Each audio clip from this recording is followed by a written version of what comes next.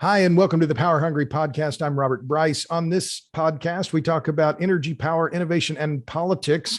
And my guest for the second time to this episode is Roger Pielke Jr. Roger, welcome to the Power Hungry Podcast.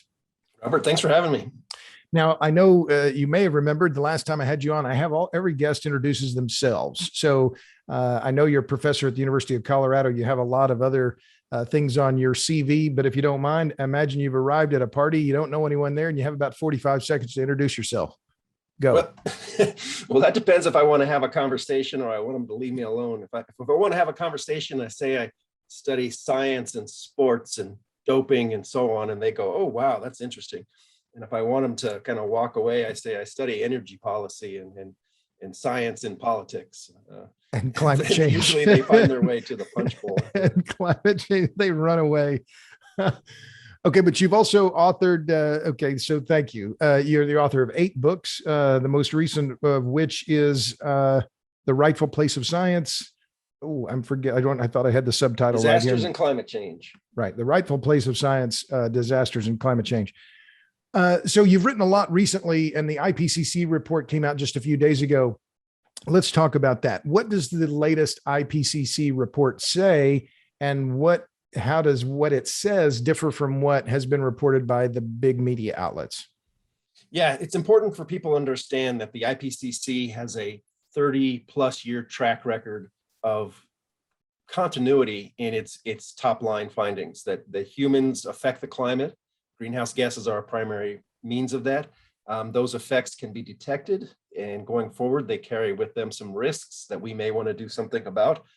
So from that sense, the 6th assessment report that just came out was consistent with what we've known in greater and greater detail over the past 30 years.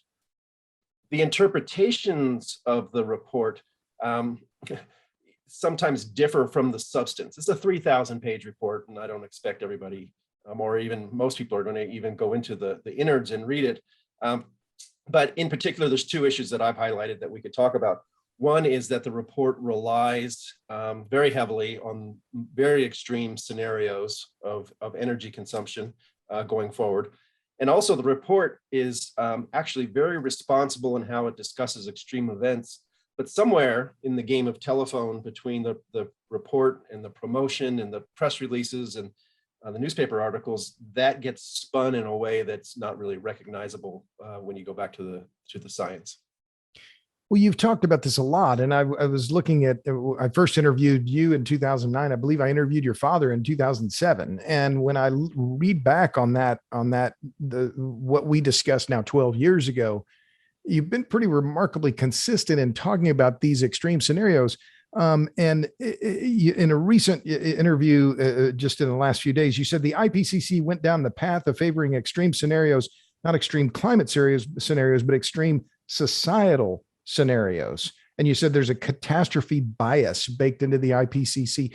So explain that. What is catastrophe bias, and what in particular on the energy mix are they getting wrong? Yeah, so the future is a very difficult place to anticipate, especially out to 2100. So very responsibly, the IPCC has, ever since the beginning, relied on what are called scenarios. Scenarios are possible or plausible future ways that the world development might proceed. The IPCC wants to use a wide range of scenarios so that they can encompass a wide range of plausible futures. The key word there, though, is plausible. The future has to be conceivable. It has to be, we have to be able to envision that it could occur. And the IPCC, long story short, going back decades, even back to the 1990s, in its scenarios adopted an assumption that the world would continue to expand its use of coal energy. So we would convert nuclear power plants to coal, natural gas to coal. Eventually, we would get off of petroleum and we'd have coal to liquid fueling our cars. And with that came, obviously, a massive increase in carbon dioxide. That was based on a theory that was called learning by doing, and the idea that we would get better and better at extracting and burning coal. Well, it turns out the trend lines are in the opposite direction. Coal is not expanding. dramatically. It's leveled off and only increasing in a few places around the world, like India and China.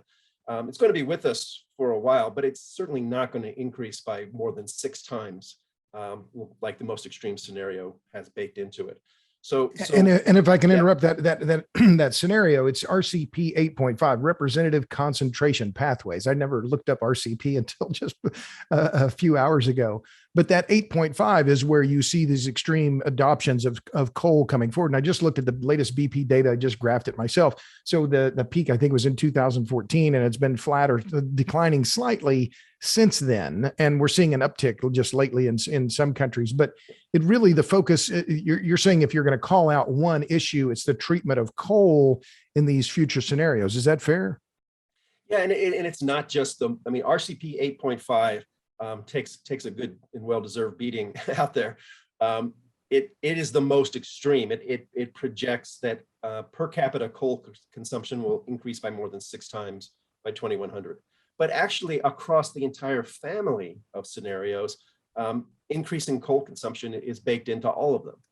So there's good reason to believe that it's not just one scenario that's problematic. It's an assumption that underpins all the scenarios. And it's important to understand that these scenarios are 15, 20, 25 years old. So this is the latest science, but that science is built on a foundation that's actually pretty dated. Well, it's interesting you say that, because I've been, I look at the BP statistics, such a geek. I look at it pretty much every day, right? But that it's the increase in natural gas globally in terms of primary energy that's the remarkable growth story, and it's outstripping renewables in terms of on an absolute basis, not necessarily on a percentage basis, but nat gas releases about half as much CO2 as coal during combustion. This is a positive trend, and yet I don't hear much about that at all in regard to overall primary energy consumption. Instead, the headlines in the wake of the IPCC report have been uniformly, almost uniformly, very doomsaying. And I mean, why is that? I know you talked about the IPCC itself, but what about the media and the coverage of this? Was it that if it bleeds, it leads? Why is these scenarios that are the catastrophic scenarios get so much ink? Yeah, well, the first thing to say is the IPCC is an important institution. If it didn't exist, we'd have to create it. And so it's doing its job of assessing the literature is actually fundamental for everyone, policymakers, to understand climate science. That said, there's a design flaw in the IPCC. No one across its 3 working groups is responsible for assessing the plausibility of the scenarios that are the foundation of the entire report. And it turns out there are good reasons why climate scientists who run climate models might want to use an extreme scenario. They'll tell you, well, it's easier to separate out the signal of human-caused climate change from the noise of natural variability. I get that. That makes a lot of sense. The problem is that the extreme scenarios that are implausible constitute more than half of the mentions of all scenarios in the current report. And there is this bias in the literature, and I think that's an accurate reflection of the literature towards these extreme scenarios. And so what happens is the extreme scenarios are used in a scientific research project. The university puts out a press release to get attention to the study that says we're going to have these massive climate changes and effects 50, 100 years down the road. That gets turned into, through this game of telephone, this is where we're headed. This is our most likely future, rather than this is an exploration of a very extreme scenario to test out climate models. So there is a function here that's not being served in the IPCC process, which is to evaluate whether the futures that are being presented are actually plausible, given current and recent trends. Well, I want to read part of you recently published a piece with Justin Ritchie in Issues in Science and Technology. The headline is How Climate Scenarios Lost Touch with Reality. And I want to read this part because I think it's a good summation. I think obviously you wrote it, but it's a good summation, I think, of what you're talking about. She said, because climate models depend on these scenarios to project the future behavior of the climate, the outdated scenarios provide a misleading basis both for developing a scientific evidence base and for informing climate policy discussions. The continuing misuse of scenarios in climate research has become pervasive and consequential, so much so that we view it as one of the most significant failures of scientific integrity in the 21st century thus far. We need a course correction. I mean, that's a big statement. A significant failure is one of the most significant failures of scientific integrity in the 21st century. We need a course correction, but from everything that I see, and particularly in the last few years, there's no course correction afoot. It only seems like we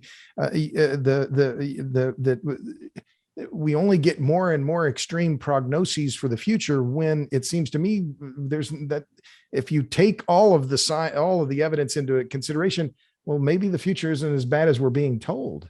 So how do we course correct, I guess, is the question. Yeah. I mean, I think there's two important messages here. One is that the most extreme scenarios that have been popularized and favored in various assessment reports do appear like the IPCC says this, low likelihood. So that's good news that the disaster scenarios are much less likely than we thought before. At the same time, achieving deep decarbonization, if that's a policy goal, saying net zero by 2050, is an enormously huge challenge. So the size of the decarbonization challenge from where we're at today remains the same, massive and huge. And so that's bad news for people who want to decarbonize quickly. But the good news is these rapid increases in CO2 emissions that were earlier foreseen are, at least for now, given recent trends, off the table. And that's good news. And so we should be able to have those two perspectives at once in our head. But yet I don't see any embrace of that idea. I mean, truly in the broader public sphere.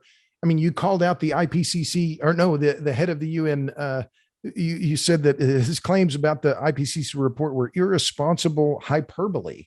I mean, we see this even from the head of the UN. I mean, this catastrophist mindset, I guess, if I could just put it that way, is so pervasive. It seems like a course correction seems almost impossible at this point, because everybody seems to want to sing from this exact same hymnal. Yeah, it's in principle, science is self-correcting. In practice, it can take a very long time. In that article that you referenced, we talk about how in cancer research, a skin cancer cell line was misused in hundreds and hundreds of paper as a breast cancer cell line. They had swapped them out in the research process at some point, and then it continued. That continues to this day, even almost a decade after that was recognized. So it's important for the scientific community to take leadership. And we do see some indications that the extreme scenarios are being recognized as a problem. I mean, recognizing that there is a problem is probably the first step towards getting it addressed. But I have worries. So there's two more IPCC reports to come, the Working Group 2 on impacts and Working Group 3 on economics. And I have concerns that they will have a similar baked in emphasis on these extreme scenarios, which means, if so, a course correction is probably not going to happen in the near term. Well, you call it out too in the same paper that you wrote with Justin Ritchie. You said what we are seeing instead amounts to a stubborn commitment to error. I mean, that's another really strong, and I just want to, it's as if profound changes in the world's mix of energy. Now we're going back to the coal discussion. The world's mix of energy resources and technologies in the past 3 decades, from the rise of natural gas to the growth of renewable energy, had never happened. The most common assumption of coal as the most desirable global fuel source, independent of all other social, technological, and economic factors, results in a single point of failure across the scenarios. So I see the same thing. That's the idea that, and even just looking at the coal burn over, I tracked it back to 1980. You can go back even further, but it's clear that it's plateaued. As you point out, it's growing in China and India, but really nowhere else. Well, Japan, some, Indonesia, and Asia, but really around the world, nowhere else. So a stubborn commitment to error really is a pretty, it seems like a pretty good summation of what you're talking about here. So, but you're not hopeful, is what I've heard you say about a course correction. Yeah. So what's happening here, and there is climate politics and climate policy, but this really isn't about that. This is more about the politics of science. And which is where you live on a whole bunch of different areas, right? In sports, in climate, in COVID, you're across all of these things that are some of the hottest topics now.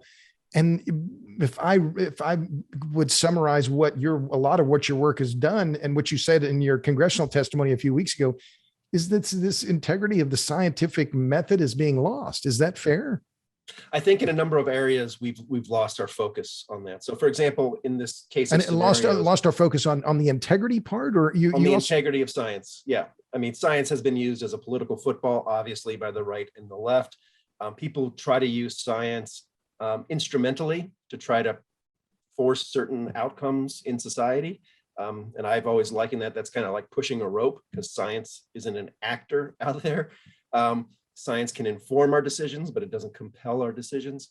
And in the case of the scenarios, there was a decision made, literally more than 15 years ago, to centralize the production of scenarios. And so if you're a physical climate modeler, there are only a limited number of scenarios on the shelf that you can select from to drive your climate model. And when you do that, you write papers, you get citations, you get research funding. There's a whole ecosystem built around these scenarios. And who among us in the research community would want to say, oh yeah, those last 3 papers I did are based on an implausible scenario. Just ignore that. We're just testing things out. So the dynamics are never mind all the work we've been doing for the last 10 years because it's been based on the wrong thing would be a difficult thing to admit. Yeah, course correction is difficult because there's a lot of inertia and momentum and sunk costs. Right. That was the phrase of it. Sam Harris uses that line about believers, right? You have a lot of sunk costs and you're not going to just abandon them by saying, oh, well, never mind. I saw the world wrong back then and now I've seen the light. So this is a common story in science. When science goes astray, it usually takes a while for things to reorient and self-correct because of these incentives within the research community. And again, it's not the hot politics of climate change or the left and right. These are the dynamics of what happens in academia and in the scientific community. Well, I thought also you had something on Twitter. And by the way, just a reminder, my guest is Roger Pielke Jr. You can find him. He's on Twitter, Roger Pielke Jr. at Roger Pielke Jr. He's also on Substack, easy to find on Substack. And he's also on the web, rogerpielkejr.com, if I remember. Right. That's all right. Thank you. Sure. It's all about the plug. But you pointed out how much money's at stake here as well, that there is I think Rupert Darwall called it the climate industrial complex, right? That there is a very, very robust business in climate modeling. And you complete that, you and Justin Ritchie in your piece in Issues in Science and Technology point this out. You said, the emerging market for climate scenario products has led to a $40 billion climate intelligence industry. Swiss Re, McKinsey, big consulting firms, they make a lot of money by outlining these scenarios, and the research dollars are enormous. That there's it's the oldest maxim in politics: follow the money. So, what do these groups do then that justifies their existence, that gets them such lucrative paydays? Yeah, and the $40 billion estimate for the annual market for what's called climate analytics, that comes from an industry group. So take that with a grain of salt. But it's a lot of money. It's not Apple and Microsoft money, but it is a lot of money for consulting. And what's being done is that governments and businesses are looking to assess what's called climate risks, long-term climate risks. And they do that by building on the back of these exact same scenarios that the IPCC uses. And so, and of course, as we've seen with the research community, in this this growing consulting industry, there's a preference to lean on the most extreme scenario because it gives the biggest risks, and you're more likely to pay to learn about your big risks than smaller risks. So, and even though the scenarios are out of date, it's the only game in town. So this is an example of how the research goes from academia to governments to business. And now there's discussions about, there's proposed legislation in the US Congress to require the US government to lean on scenarios such as these for assessing central bank stability and financial risk across federal agencies and so on.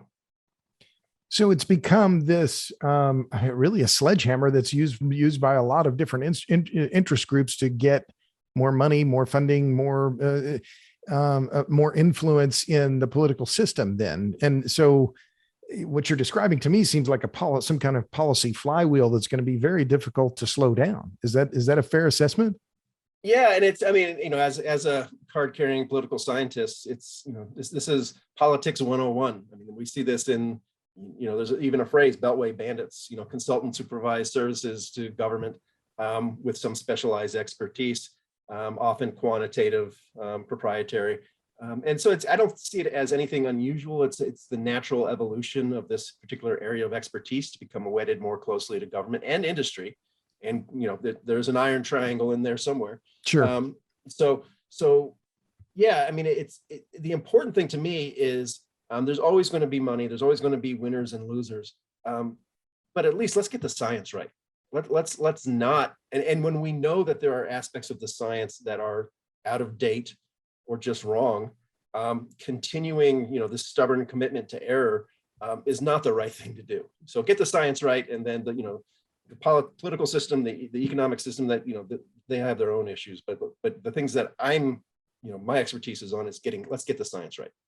Well, let me follow that up because you used that stubborn commitment to error, which was in your paper that you published with Justin Ritchie. You're pretty damn stubborn yourself. I mean, you've taken more than a few slings and arrows, I think, rocks, bricks. Why are you so stubborn on this? I mean, you could have, you walked away. If memory serves, you decided, well, I'm going to leave the climate thing alone for a while. I'm going to go write about sports and other stuff. And you did for a little while, and then you came back. So why are you so stubborn on this and on this issue? Because I would call you an outlier, but I've also interviewed Steve Koonin, some of his conclusions are very similar to what you're saying. No increase. You said it just the other day in an interview you gave. Floods are not more frequent. Hurricanes, tropical cyclones, not more frequent. Hydrological droughts, not more frequent. Tornadoes, not more frequent. And yet, you also said that these extreme weather events are catnip for climate advocacy. So you've come back to this very fraught, very vituperative, nasty field in terms of the academic literature and discussion. Why are your stubborn commitment to calling these issues out? Yeah, I mean, it's a good question. I mean, the in a nutshell, I got hired 6 or 7 years ago by Nate Silver to write on science and policy issues for him. And at 538.com. At 538.com, yeah. And you didn't you lasted for 2 columns. You just can't keep a job. A couple columns. My first one can't keep a job, Pielke. Yeah, it's true. It's true. Thank goodness for tenure. The first column explained that the increasing cost of disasters was, and this is trivial and widely accepted, was due primarily to more people with more wealth in exposed locations, not to more extreme events.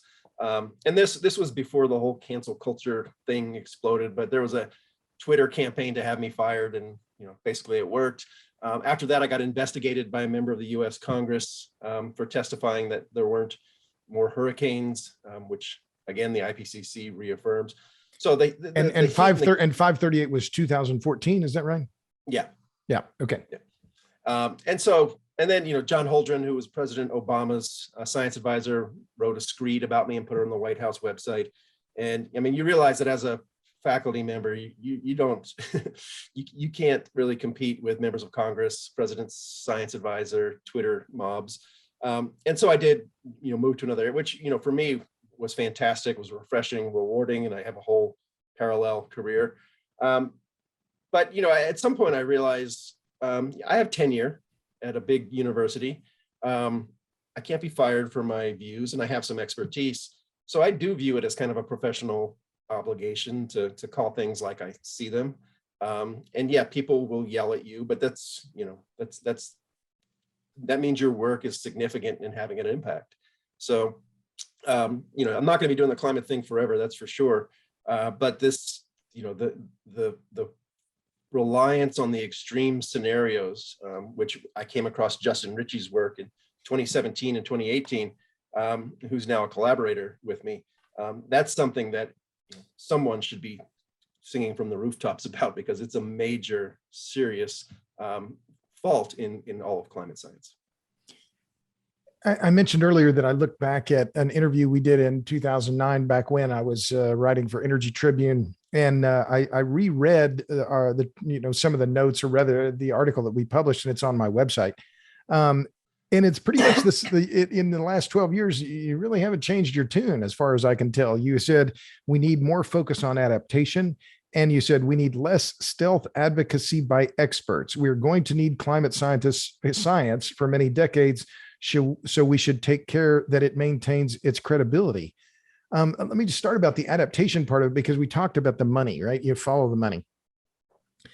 What seems to me to be the case, and I'm curious, I want to hear your reaction, is there's not much, there's money in adaptation, right? In societal adaptation, and looking forward and say, well, what are we going to have to do to make ourselves more resilient in terms of extreme weather events? And I lived through this blackout here in Austin in February. And so I'm all about resilience now. But there's not nearly as much money in adaptation as there is in mitigation, in projects that attempt to cut CO2 emissions. So is that part of the driver here, that any talk about specifically about adaptation versus mitigation, because it was one of the points that you made in your congressional testimony as well? Is it because there's just not as much money in the adaptation side as there is in building more stuff that does, attempts to reduce CO2? Is that part of it as well? Yeah, I'll give you two answers. I'm not sure they're going to be consistent with each other. Okay, well, that's all right. We don't demand consistency here. Yeah, just good sound bites. Yeah. So one is that in the climate policy arena, forever adaptation has been disfavored in favor of mitigation, in favor of energy policy, and so on. And that goes back to Al Gore's 1992 book, Earth in the Balance, when he called adaptation a kind of laziness. And so that's part of the culture of the climate debate. The other perspective is that adaptation is an enormous enterprise that's well beyond climate policy. It's going on every day around the world. And when and there's good news, because we are much less vulnerable to extreme weather around the world than we used to be. But when there are events like the Texas blackout or the recent floods that killed almost 200 in Germany, when there are failures, they stand out. And they're used in the media and by advocates. This is about carbon dioxide, but what they're really about is our failure to create resilience to extremes. And if you take a look at the trends, there's many fewer people who have died due to extreme weather over decades. The costs that we suffer are going up in absolute terms, but down as a proportion of our wealth. So the adaptation agenda has been enormously successful. And it is. There's a lot of big money in it. There's big money in flood protection. There's big money in evacuation and so on. So there's a lot of successes to be told about adaptation, which are well beyond the discussion of climate. And we should all be happy about that, because there's really good news to report on that. So it's just not as sexy as that is. Yeah. So adaptation is local. We fight over, whether Austin is prepared for the next, big cold snap or not is not really of interest to people in Boulder or Bangor. And so people have pretty intense and wicked fights over adaptation at the local level. But what's happening in the South Boulder floodplain, where the university owns property, is not going to make national news. Whereas a big international climate conference in Glasgow on emissions reductions is a big thing that everybody's talking about. So I do think that adaptation flies under the radar in terms of the bigger, broader discussions. But it does proceed, and we do make good progress.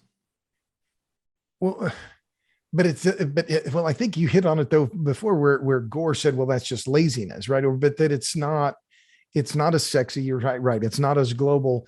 But the thing that increasingly bothers me, and you've written about this, and I think we talked about it the last time you were on the podcast. You did the projections based on what it would require to achieve net zero or decarbonize the electric sector in the U.S. And I've published on this as well. Yep. But amidst all the catastrophic projections, the thing that seems to me so very much missing in all of them is, well, there's a lot of breastfeeding. Oh, we have to do something. We have to do something. We have to take action now. Well, but what exactly? I mean, spell it out for me, because I'm from Oklahoma. I'm a little slow, right?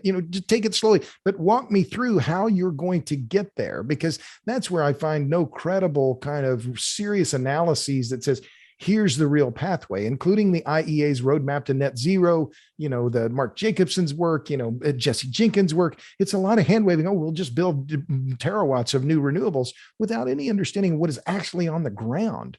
So I know I should be posing a question here. Can you reprise for the people listening, what would be required in terms of net to achieve the decarbonized electric grid in the U.S. by 2050? You've put things on Twitter on this before. What would it take? Do the math. Yeah, and one of the things I tell my students and anybody who will listen to me is that debates over how we get to the end point of decarbonization aren't as interesting to me as how do we accelerate from where we are today. So in a simple repeat that. I want to make sure I understand what you just said. You said there you can go out there and find proposals, and you cited some of them for, here's everything we have to do from now to 2050 or 2080 or 2030 to decarbonize the electricity sector or the whole economy. Right. And my view is, a journey of 1,000 miles starts with one step. So what I want to know is, what do we do from this year to next year to accelerate the rate of decarbonization? And the analogy I use is, let's imagine it's 1920 and you say, I want to increase human lifespan from, right now it's 45 years worldwide and I want to increase it to 70. I mean, the response would be, you're crazy. We can't do that. Tell me how you're going to do that. And that's before vaccinations were known in public health and so on. Of course, we didn't know how to do it. But look at that. Over the last 100 years, one of the greatest scientific success stories is this massive increase in the average human lifespan. So when we talk about decarbonization, the decarbonization of the economy is a process that's been going on for 100 years. So when people talk about deep decarbonization, they're not talking about doing something new or different. What they're talking about is accelerating a process that's already in place. Right. And you've written, a lot about this. I have also, but there's a lot of tools that we have that if we wanted to rapidly accelerate decarbonization, we could employ nuclear power. So, Richard Nixon had a proposal to the U.S. would build 1,000 nuclear power plants. Well, we only got to 100. But if we had 1,000, we'd be a lot more like France in our level of carbon dioxide per unit of GDP. So there are a lot of tools out there that can be used to accelerate the rate of decarbonization. Does it get us to net zero by 2050? I don't know. You don't know. People advocating it don't know. The pacemaker of progress will be what happens in our politics this year, next year, the year after. Just like the pacemaker of progress in extending human lifespan is what we do in medicine and public health year to year and so on. So, the fact that the US lifespan, even before COVID, took a dip, mainly due to the opioid crisis and so on, was noticed. And it's a concern because we expect that progress to continue. We should treat energy policy a lot like how we treat a long-term health challenge. We may not be able to see the endpoint, but we sure can see how fast we're going in the direction we want to go. Okay, well then I'll press you on this. Well then handicap it, because as I recall, you said that Biden, you wrote this last year, to decarbonize the electric sector by 2035. You laid out what this would require, something like 3,400 megawatts of new wind capacity every 2 weeks, or one new nuclear plant every 2 weeks for the next 15 years. These are really daunting. So handicap it for me. Where do you think the path of decarbonization, because the electric part of it is only one part. The transportation is going to be devilishly difficult, and I've written a lot about that as well. But which of these pathways do you think is the most viable? You've done the math. You have 2 degrees in mathematics, right? Is that so? Handicap it for me, there, Professor.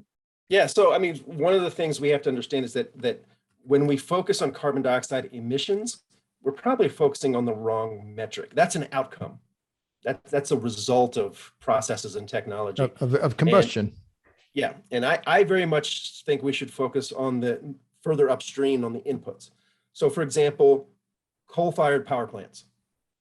Instead of talking about emissions, it would be much more productive for the Biden administration, or whoever follows, to talk about we're going to end coal power in the United States, and here's how many plants we have to shut down on this time frame. For instance, President Biden just put out a plan for electrifying the automobile fleet, and a lot of analysts went out there and said, well, that means this many vehicles being produced every year. And so if we're going to use a targets and timetables approach, then it should be focused on things that we can actually measure that cause the bad outcomes that we want, which are emissions. And I think that you get a much more realistic perspective if you say, well, if we're going to have net zero electricity generation by 2035, that is, one power plant every 2 days. I think the number is you have to transition from fossil fuels to zero carbon. But start with the heaviest carbon emitters first, then. Right. There was a recent study. Some of my colleagues here at the University of Colorado looked at global power plants, and they found that I think it was almost 80% of emissions come from 5% of power plants. So this is where target the dirtiest and target them for replacement with nuclear. I mean, pick your favorite technology. People tend to get wrapped up in cheering for or against their favorite technology, but the reality is, if we are to achieve net zero, certain technologies have to stop and be replaced. And that's where we should be focusing policy attention, not on the output, and expect that, well, by focusing on the output, we can then change the inputs. That's a horribly indirect way to approach policy. So if I was going to paraphrase what you just said, Roger, I'd say it has to be a much more targeted, tailored approach, starting with the most obvious and heaviest carbon emitters first, right? And that would be, of course, the coal-fired power plants, right? Because they're and after that, maybe oil-fired power plants, or, the ones where you have a higher CO2 to energy output, right? Higher CO2 output relative to energy output. So, okay, so fair enough. But those numbers, I'm guessing you usually update your graphics on the latest BP data, really haven't changed much. If I'm, or have you updated that this year based on the latest BP data? I updated it this year, and there is really, since about 2014, 2015, there is some indication in I would say the beginnings of a trend in the carbon intensity of energy, which, really, if we're going to decarbonize, we want to see that go down. That was more or less constant for 2 decades. But we have great examples at the national level of countries that have taken charge of their energy policy and said, I want to replace this technology with that. I mean, unfortunately, nuclear power is probably one of the most well, it's the obvious. It's right. It's the obvious example, but it's only really been in the electricity sector, not in transport or in industry. So that would have to be the place to start. But when I look at it, I'm just a quick point is that when you look at the U.S. electric sector and how diffused the ownership is, 900 co-ops, 2,000 publicly owned electric utilities is a very difficult nut to crack, given the diffused nature and the geographic diffusion of those and the U.S. Senate. But I look back at some of the other work in advance of our discussion today, and we've talked several times about the iron law of climate policy. So how old is it? When did you coin that term? I struggle to remember when you first used that. How old is it? And has the iron law changed at all since you coined that phrase? Yeah, I coined that phrase when I was writing my book, The Climate Fix. And I wanted a simple way to explain to people. And at the time, remember, this was the era of cap and trade. And the arguments were that we need to make energy much more expensive to motivate. And what year was the Climate Fix? 2010. Okay, so 11 years ago. Yeah, and so it holds up very well. We saw the iron law at work this week. Joe Biden. And explain the iron law, please. So the iron law says that people are willing to pay some price for achieving environmental goals, carbon dioxide reduction, but that price will be limited.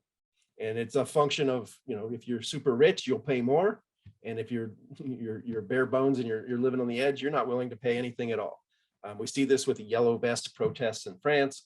And we saw it this week when, as we have $4 gasoline prices, President Biden in the State Department asked OPEC, hey, can you open the taps a little bit and pump some more oil? That helps, our domestic politics.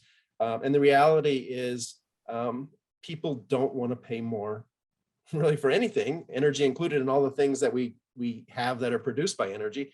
So the way that decarbonization is going to succeed, and so this is why I coined this term, is not by making energy appreciably more expensive, because if people notice it's more expensive, they will react. They're going to vote out the person in office for somebody else who promises lower priced energy.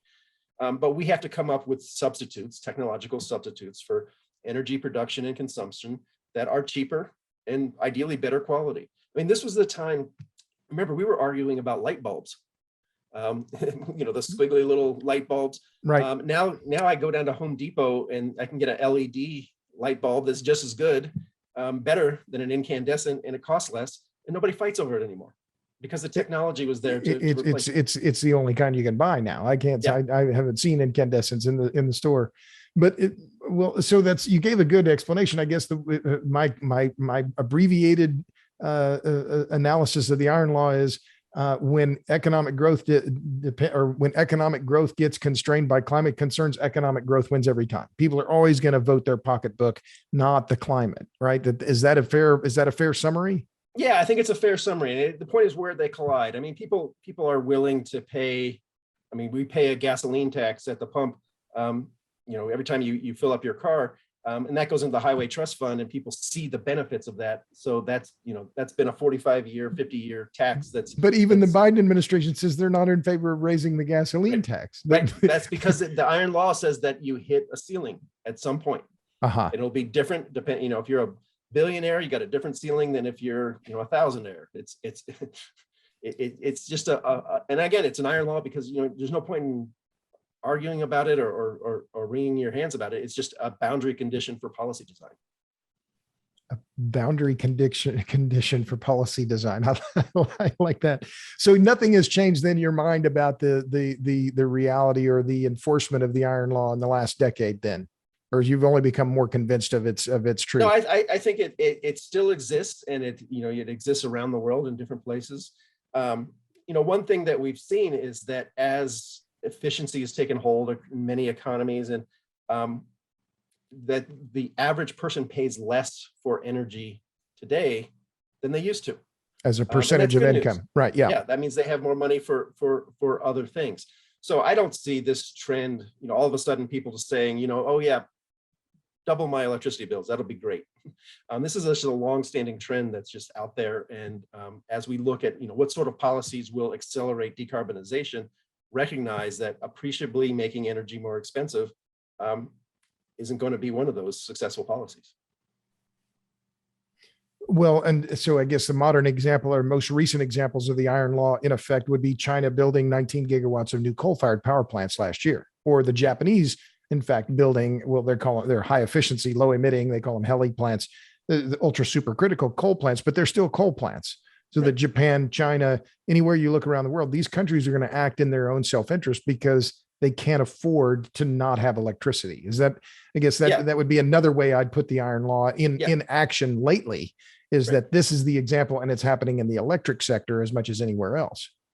If your choice as in a development policy is no electricity, expensive electricity, or cheap electricity, it's pretty clear how countries are going to make that decision. Sure. And it's just as a matter of domestic politics. Yeah. Well, and it's a point we make in the film Juice, which of course you were in, is that people they're just not going to be content to sit in the dark. They'll steal electricity. They'll buy a small generator. They'll do whatever they have to do to get the electricity they need. That's just the reality. Yeah. And we see that around the world.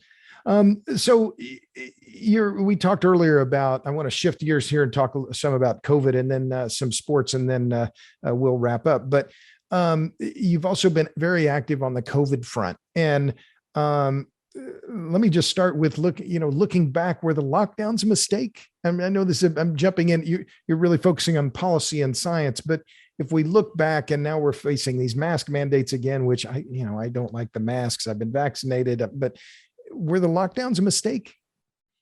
So I'm going to tell you, this is again, the scientific integrity failures in climate science are a big deal. I think that the failures in the science advisory process for COVID in the United States will ultimately rank as one of the biggest intelligence failures in our history. And let me explain. In 2005, George Bush went on vacation. He read a book about the 1918 influenza and got very motivated about pandemics. That was great because he came back and asked for Congress to develop legislation. And all of a sudden we had pandemic planning when we didn't before.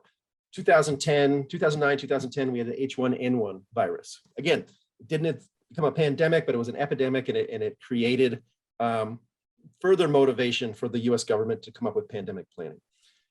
It kind of petered out during the Obama administration, and the Trump administration did nothing.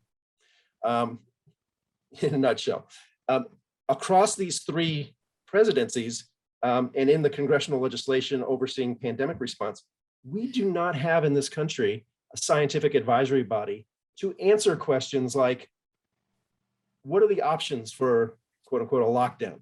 Are there different flavors of lockdown? Is a masking policy a good idea or a bad idea?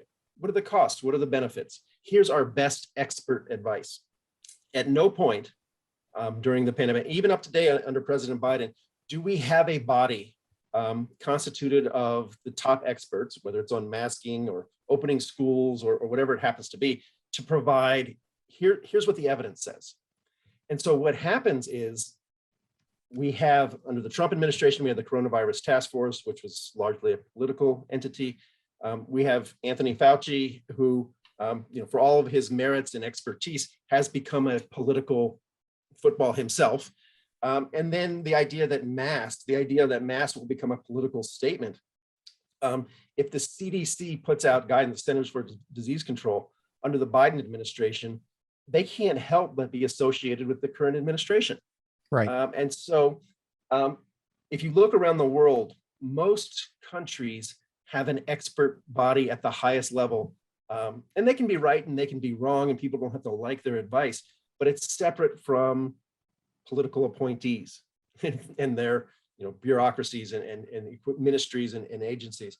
So in the United States, if you want to know what's the best science say on the costs and benefits of a mask mandate, you cannot get that answer because we don't have any mechanism to provide that information. So the political wind blows with what Fauci's heard lately, and I'm not picking on Fauci. I mean, he's been he's been getting it from all sides, but Fauci didn't have some group of real experts upon which he could rely, or the president. So you're saying, when you say this is an intelligence failure, but it's a political intelligence, or it's the structure of government failure. Would that be a fair assessment? The way that government has failed to prepare itself, the federal government failed to prepare for this, and this is a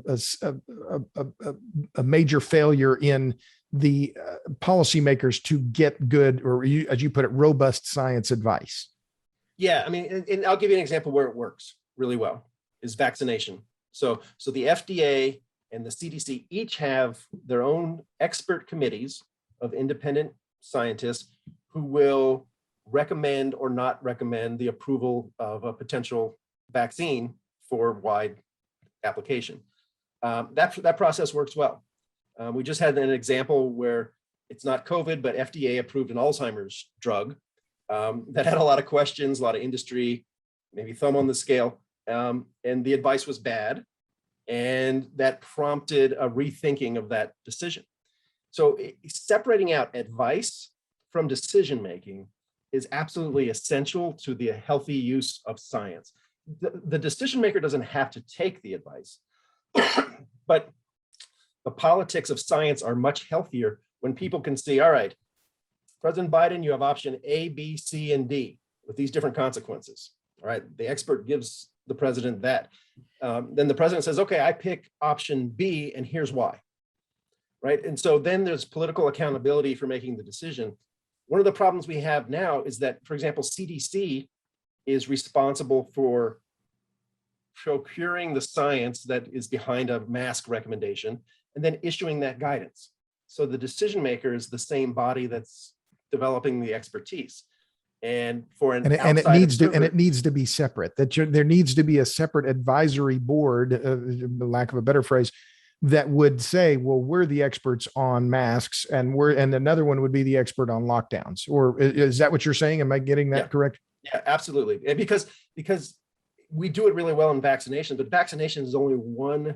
The approval of a vaccine is only one of a multitude of decisions that have to be made. And it's notable that we don't have that expert advisory mechanism like we do in vaccines for all of the other important decisions that we make. Other countries do too, and you can complain about do they do their job well or poorly. We don't even have a body to complain about. So is that going to happen? Or is there a move afoot to change this and get some more, to use your line again, robust science advice in place for the top policymakers? So at the beginning of the pandemic, one of the first things that the Health and Human Services and the Office of Science Technology Policy under Kelvin Drogemeyer did was they asked the National Academy of Sciences to constitute a new committee to provide expert advice on the pandemic. And they operated for a couple of weeks and for whatever reason, pretty much stopped their work. Were never significant, were never relied upon by the Trump administration. So we have the ability and the expertise. The United States is a colossus of scientific expertise. And it's baffling to me why the Biden administration, which has, by all indications brought, enormous competence to its response, hasn't filled this gap, which is the lack of a scientific advisory process, which we have in pretty much every other area of policy at the federal level. Except when it involves a pandemic that effectively rocked the entire world economy, shut down the U.S. economy for weeks. It resulted in a drop in global GDP of 3.5%. I mean, unprecedented in the modern era. So is it wrong to say then we're still not prepared? Yeah, I mean, this is why I say it's one of the biggest policy failures in U.S. history. We still suffer from the lack of such a body. Every time I see a politicized, news report or debate over, should students in classrooms wear masks? It's not necessary. It's an own goal. It's a government failure.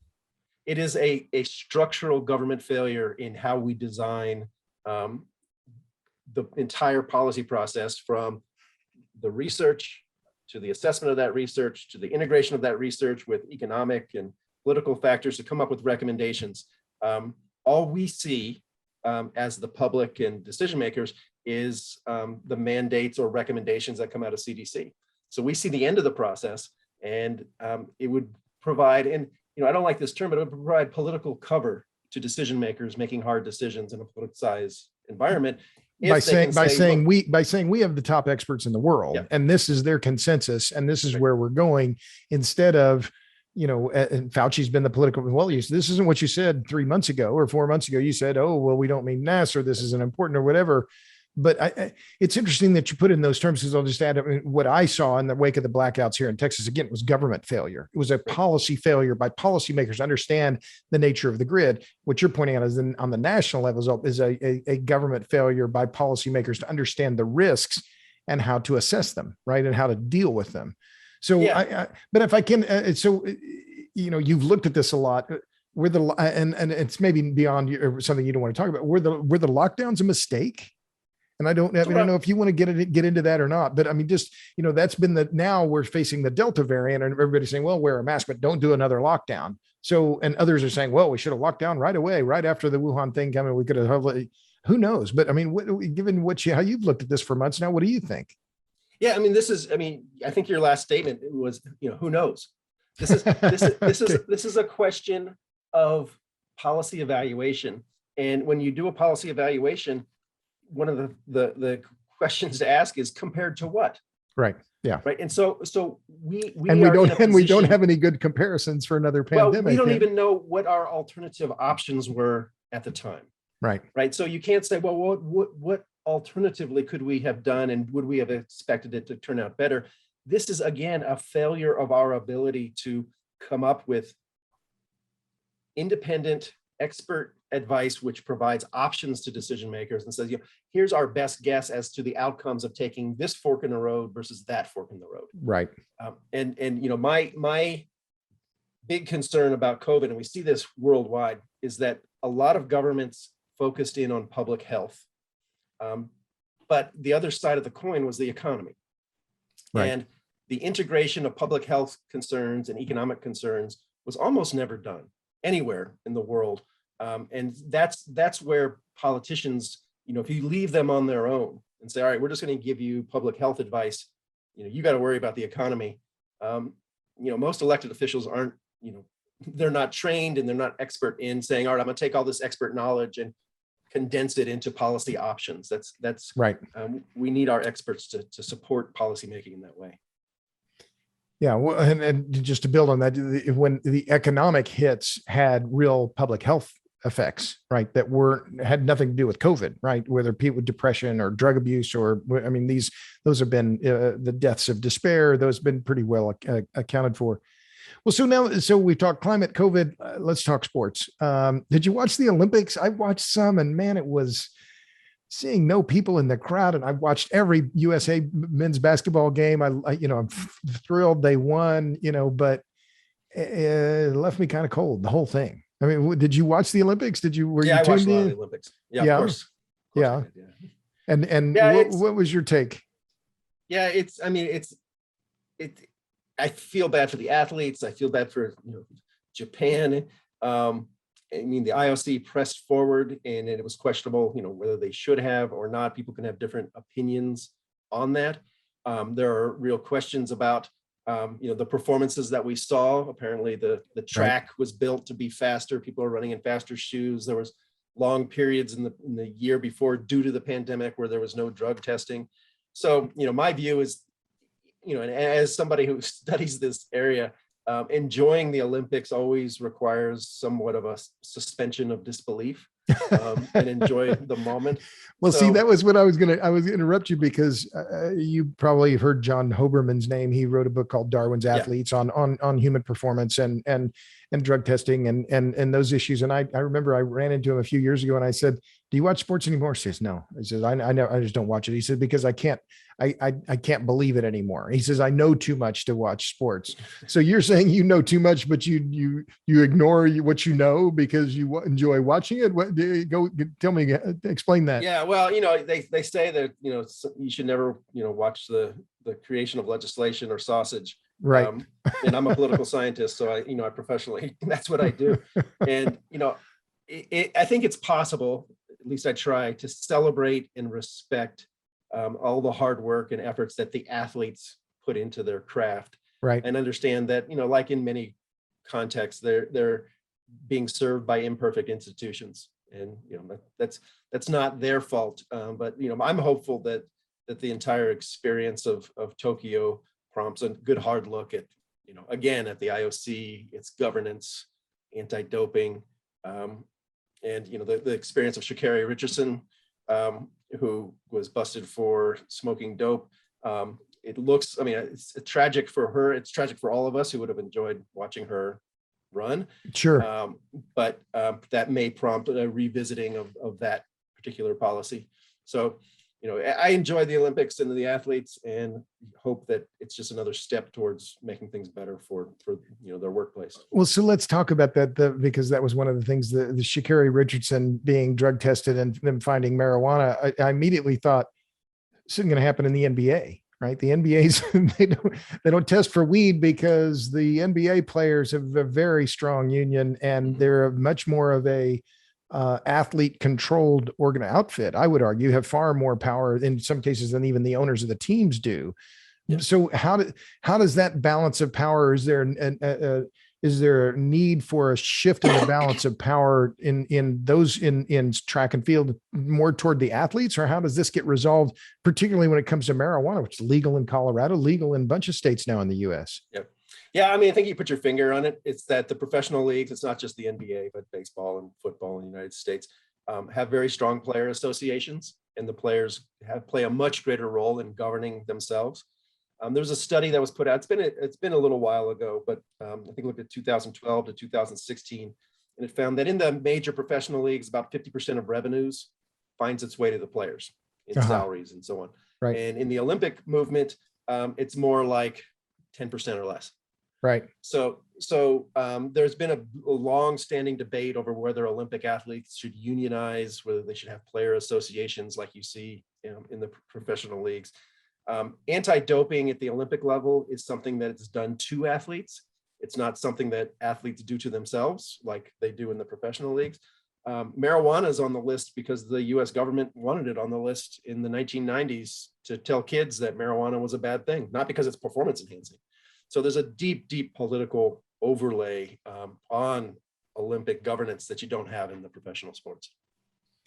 And is it right to call it in some ways well, I mean, if you look at arrest records and prison populations in terms of drug convictions for weed, it's overwhelmingly Black folks, not white folks that are being. Right. So does it make it doubly painful for Sha'Carri Richardson that that's the background of the enforcement of this kind of policy? Oh, of course. Yeah. I mean, if you go back to the long history of US regulation of pot, goes back to the 1930s. And before that, it wasn't much concern. But right. There has always been a deep racist element to marijuana legislation. And, the fact that an athlete in 2021 is caught up for smoking dope, it's the result of policies put in place as part of this longstanding drug war, engaged by multiple administrations, Democrats and Republicans, before she was even born. Right. So, I mean, that's the long irony of that. And the good news is there's her experience. It's no solace to her. She missed the Olympics, but is prompting a revisitation of that particular policy. And is it this week that she's running, or next week she's running in the World Championships? Yeah. I mean, she had the minimal suspension, which kind of tells you it's treated differently because it's political. It's not about anti-doping. So she had the minimal suspension, and she could have been eligible to run in the relays. Right. In Tokyo, but I guess the symbolism of that was too much for. So who did you watch during the Olympics that really caught your eye or that really excited you? I watched a lot of track and field. I watched some swimming. I watched some of the soccer, which was at odd hours. Watched a little bit of the baseball. I mean, for me, it's exciting to see greater competitiveness in some of the sports that the U.S. has historically dominated. Yeah. Baseball and basketball being obvious ones.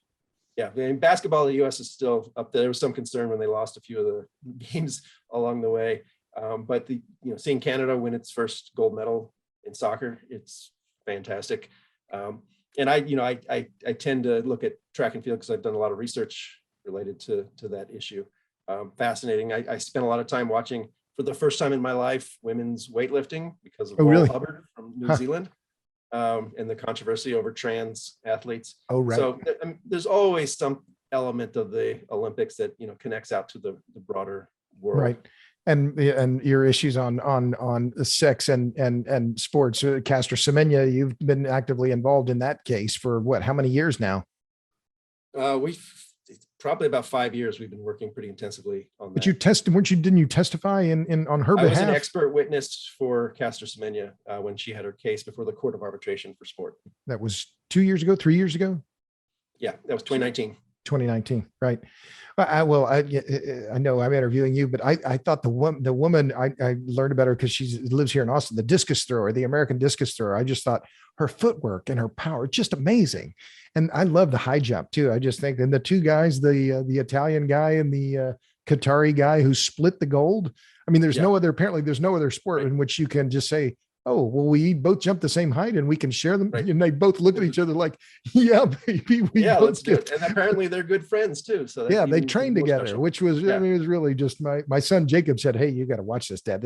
And I think I'd seen it before then, but I watched it again. And it's, one of those moments where it's one of the reasons why we all watch sports, but I love, especially the Olympics, track and field. I just think that was just a beautiful thing, right? That you don't get elsewhere. So let me back up. We're right about an hour, Roger, and I don't want to keep you again. My guest is Roger Pielke Jr. He's all over the interweb. He's on the Twitter at Roger Pielke Jr. He's on Substack. You can find him there. He's also on the web, rogerpielkejr.com. So you've written for Forbes, you've written for, you can't keep a job in the writing business, 538. And now you're on Substack. A number of other people whose work I follow, Michael Schellenberger's on Substack. I still write for a number of outlets. I published a piece in Forbes about the electricity crisis in Lebanon just a few hours ago. Why Substack? Why you've gone through a bunch of different outlets, and you've had a piece in the Wall Street Journal last month on climate adaptation. What does Substack give you as a platform, and what does Twitter give you as a platform that you don't find other places? Yeah, I mean, it would be fantastic, obviously, for any of us who are writers, to have a standing gig. I'd love to be Nick Kristof, for example, and have some real estate at a venue like that. At the New York Times. At the New York Times, the Wall Street Journal, Financial Times. I mean, there are some places where it would be great to have that access to editing and to an audience, but most of us can't have that, obviously. And I've found there's a couple things. One is I'm a professor, so I have a day job and I have a salary, so I don't have to write for dinner. The ability in this era to reach an enormous audience and have influence with ideas is, it's really what you sign up for when you're some small time public intellectual. I can tell you some of my tweets last week on the IPCC report had 500,000 impressions. That's, the readership of the subscriber base for the Wall Street Journal, I think, is like 2.2 million. So, my tweet was at least seen by, a quarter of their subscriber base. My Substack allows me to explore ideas in a longer format.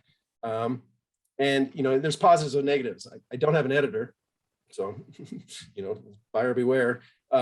It's free. So that mitigates that.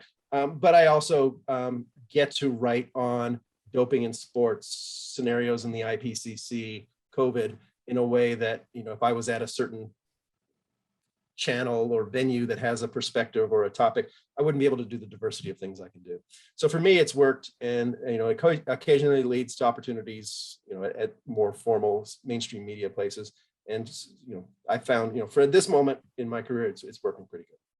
Well, it's interesting because I heard I'm a fan of Jordan Peterson, and Barry Weiss, who was the New York Times, is now on Substack, and she intimated that told him that it was working better than she ever expected. And Glenn Greenwald, Matt Taibbi, you, Michael Schellenberger, there seems to be. I mean, this is part of the new media world in which it continues to evolve, and that writers are finding alternative routes to audiences that I think is great. So whose work do you admire? I mean, you read a lot, you've been in the minds on a whole lot of different, in a lot of controversial fields. Whose work do you admire? I mean, I admire a lot of people's work, and I'd hate to single out people and not mention others. And I do work in a lot of areas, but I can tell you the people who've had the most influence on me are people from this community of scholars called Science and Technology Studies. It's a niche academic area. My colleague and friend Steve Rayner, for example, he passed away right before COVID after a long battle with cancer. His writings, he wrote on things like the social construction of ignorance. So why there are certain things that we don't want to know. And that has deeply influenced my work on scenarios and so on. Dan Sarowitz is another scholar from Arizona State University who I've known forever, who's influenced me. A lot of scholars who have influenced me are in this area where there's not a lot of attention given, at least not until recently. So I'm fortunate to be in an intellectual tradition that's open, that's challenging, it asks questions. And if anybody wants to, look on my website at my syllabi for my various classes, you'll get a good sense of who I recommend to my students that they should read and should be influencing them. Sure. So what are you reading now? What books are you looking at? Are you reading fiction, nonfiction? What do you read? I am reading pandemic books. Nightmare scenario. I am going through, so there's all these tell-alls that are coming out from the Trump era about how the pandemic was handled. And they all have little nuggets and bits and pieces to help put together. I'm trying to, as I mentioned, trying to piece together this science advice story. So I am deeply immersed in the pandemic literature that's emerging. And a shout out to the investigative reporters, because as a researcher, I do research on public policy, but a lot of this information is inaccessible even to researchers that investigative reporters are filling in the gaps on. I'm also doing a lot of reading on the allegations of a laboratory leak Sure. for COVID. And, which looks increasingly likely, right? That it yeah, initially it's hard to say. I mean, initially was denied. right. Matt Ridley's been following this now for months, and Right. it looks increasing. Well, whether it was a lab leak or not, to me, it's increasingly clear the Chinese government has been no friend for openness and sunshine here. That they have been very much involved in what appears to be a wall of silence, cover up. I would call it what you want. Yeah, and for me, I mean, there's some really interesting questions about the role that the scientific community has played in either clarifying or muddying the picture Right. from the start, including scientific journals. So I think, for me, there's a research strain to follow, which is how well did we do as experts? As eventually the truth hopefully will come out one way or the other, but we can say for certain that there has been some muddiness that the scientific community has contributed to, both in China and outside China. And I want to understand that a lot better. And you're on an advisory board now, is that right? Or what? Is this part of some other project that you're involved with outside of your academic work? Tell me about that. No, I mean, I have a grant from the National Science Foundation to study science advice in COVID. It's called the ESCAPE Project, Evaluation of Science Advice in a Pandemic Emergency. ESCAPE, and that has 17 countries around the world, and I have teams on every continent who are assessing the role of science advice. We have the first 4 studies out for peer review right now, and we expect the others to come in by January. So that's been enormously rewarding, and will also occupy a lot of my time in the next year. So just a last couple of things. So yep. If you're looking across climate, COVID, sports, is there one thing that you think, what's your one thing? If you look at all of these issues together and the controversies and the conflicts and all the different issues around them, is there one thing in all of those that unites your work or how you're seeing the world in these different venues?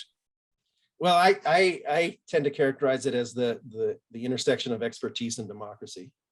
So we have experts, and we need experts for society to work well.